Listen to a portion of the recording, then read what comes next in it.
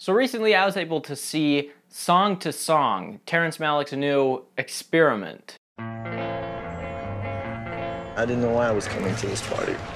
And then I saw you and I thought, that's why. As I walk along, I wonder what went wrong with our love. We thought we could just roll and tumble, live from song to song. If you don't know who Terrence Malick is, he's the director of such classics as The Thin Red Line, The Tree of Life, To the Wonder, and many, many others, including last year's film, Knight of Cups. And the reason I bring up Knight of Cups is because this film, Song to Song, and Knight of Cups are extremely similar. The way that they're so similar is that both of these movies do not have a script, which is an incredibly interesting and daring idea for a movie. It's really one of those things that you hear about and you're like, how would you even do that? And then you watch the movies and you realize that not having a script is not always the best idea. Action, everybody! Action! Action, scream it out. Scream it out loud. Action.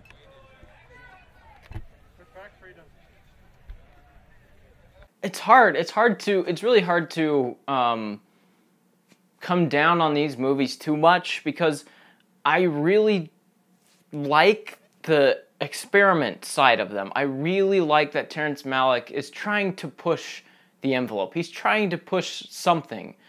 The problem is, I'm not sure what he's trying to push. Like, I can understand what he's trying to do with these movies, but I don't quite get it. I understand the point of these movies, the message that it's trying to get across, and not having a script does sort of help give the feel of that message, but I don't get why. I mean, you can still have a script and make that message come across, if not much better. So I'm not quite sure why he wanted to do this so badly, and I'll get into it more later, but well, first off, I should talk about Knight of Cups and how they correlate or don't correlate, because they are very similar films, and I feel like reviewing them side to side is probably the best way to do this.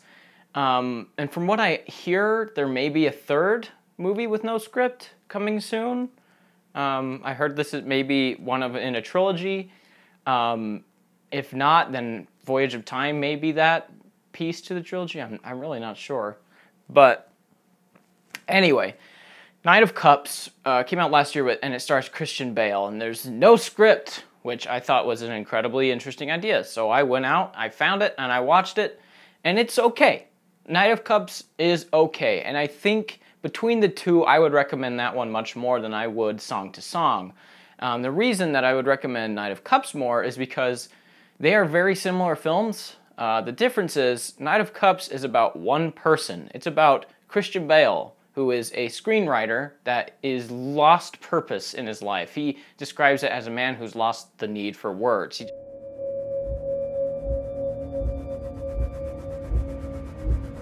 All of those years, living the life of someone I didn't even know.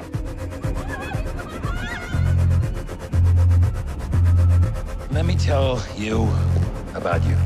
And the whole story is about him going to these lavish parties and dating all these beautiful women, but still not finding a place for himself. And that does come across fairly well. The film does a really good job at conveying that message, and I will give it that. But the problem with that movie is that 99% of the dialogue is voiceover, and that gets incredibly grating, where it's just like, come on, please, say anything. And that, I think a lot of that has to do with the fact that the actors just didn't know what to say. Let me tell you about you. And again, that's a problem with not having a script, you know? You get these actors who are professional actors. They're paid to remember lines and deliver them convincingly and get their body language into it, get into the character. And when they don't know what character they're playing, how are they supposed to get into it? How are they supposed to get involved with the film? And I know Terrence Malick would give them basic character overviews on the day of shooting, but that's not enough time to prepare. That's not enough time to get into the mind of what the character is thinking and to talk back and forth with another actor. It just, most of the time in this movie, it felt like the one or more actors were just making things up. Find your way from darkness to light. Remember.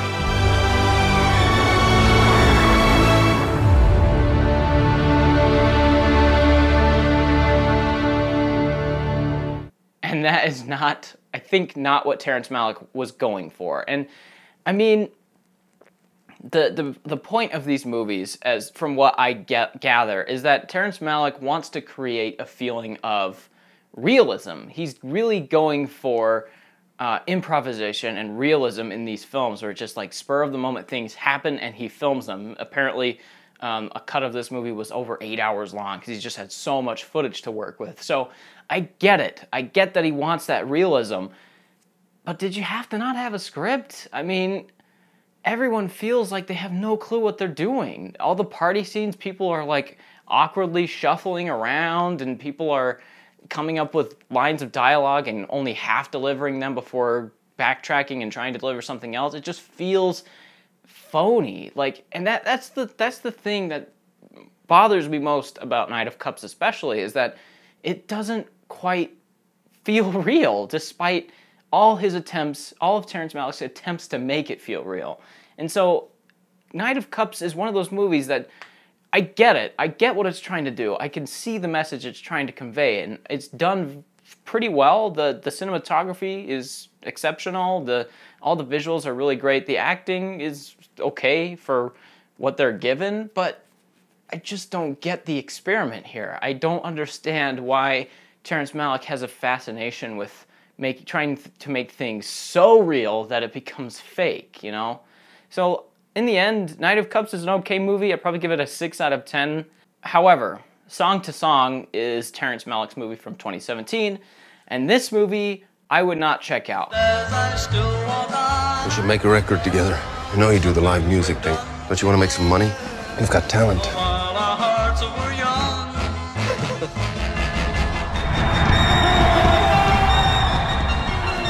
Help me. I have a condition. I can't be left alone.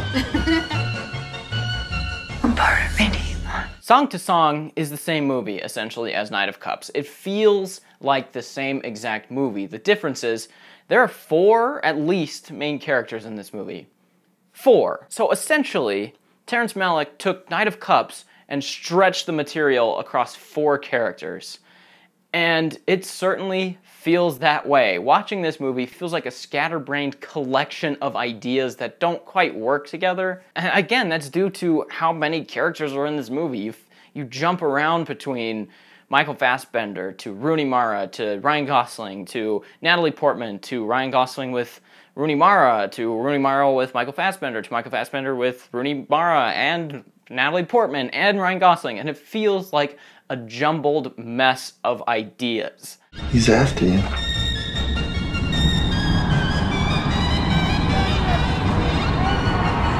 Slower. It's a love story.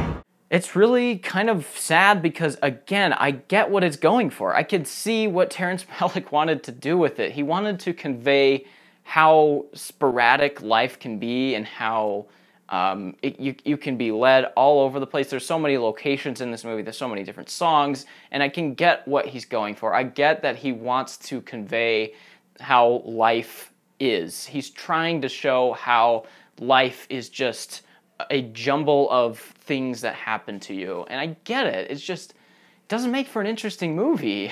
Some of those scenes are incredibly well done, and some of them are very powerful. And the visuals in this movie, again, Emmanuel Lubezki, his cinematography is exceptional. The movie looks great, but more times than not, the scenes just don't work. The scenes are scatterbrained, the scenes are jumbled, and they're messy, and a lot of times that leads to an incredible disconnect from this movie. And not only that, but the pacing is very hit and miss as well, where it's like, this one again, Terrence Malick said that the first cut of the movie was like 7 or 8 hours long, so you get this huge amount of footage compressed into 2 hours, and it feels like that. It feels like you're only seeing a glimpse of what he wanted to show you.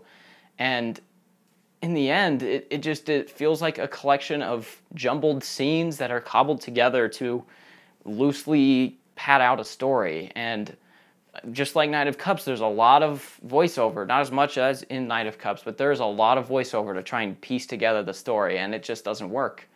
I just don't understand why he didn't have a script. I don't get it.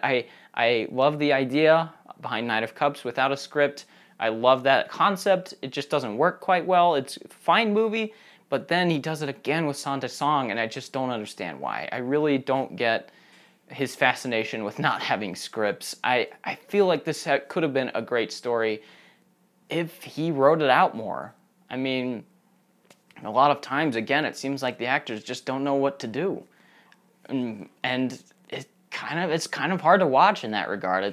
It's poorly paced, it feels jumbly, it's messy, it's uneven, and the actors don't know who they are. There's some, like Michael Fassbender's probably the standout here. His character is very well realized, but he's the only one that I had any interest in, and he's only in like 10% of the movie. So in the end, Song to Song is a far inferior movie to Knight of Cups, and I'm going to give it a 4, more than like. I think a 4 out of 10 is where this movie will sit with me. It's an interesting experiment, but it's an experiment that he's done once before, and it feels like that. Song to Song feels like an experiment that he wanted to get right, that he just got wrong again, so. Tears are falling and I feel the pain, wishing you were here by me to end this misery. That's really all I have to say about these two movies. If you like this video, give it a like, subscribe, see you in the next video. Bye-bye.